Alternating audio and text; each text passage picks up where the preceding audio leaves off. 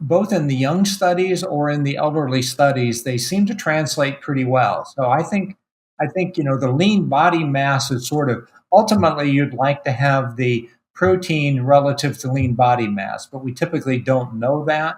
So it's per body composition. Um, Women typically at the same weight would have a little less lean mass. So potentially they could have a little lower. So let's think about a 50-year-old who's stable body weight. So they're not gaining or losing weight and they eat 100 grams of protein per day. What happens to that? Right. You have to burn the exact equivalent per day of what you take in. So whether you take in 90 or whether you take in 160, you're still going to burn it all. The issue is you need a constant supply of the essential amino acids to keep that cycle running. You need a constant supply of the protein to keep it running. The 30 grams doesn't even max protein synthesis in muscle.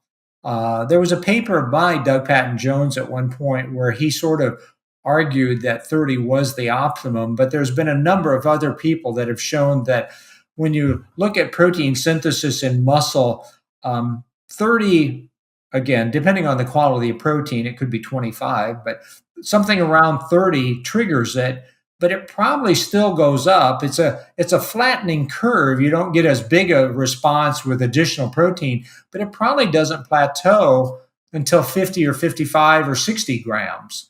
So I personally recommend people have 40 grams of protein at breakfast and get 55 at dinner. And then lunch can be 20 or whatever you want.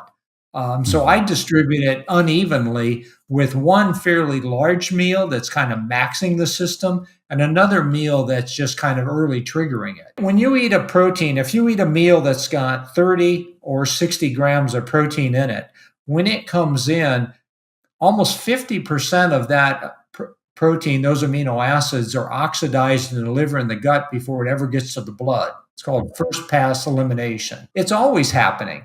So the idea that you'll hear some trainers say, well, you can't absorb more than 30. Well, that's nonsense. You'll absorb whatever you eat. It can be 100 grams. You can't utilize it. Well, the efficiency probably goes down as you go higher. So 30 grams might be a cost benefit. You might get the maximum effect for the fewest calories. So if your issue is obesity, that may be an issue. But if your issue is I want to gain muscle mass, then 55 might be a better target for you. The range of activity after a meal is probably 25 to 60. In that range, you probably get a benefit.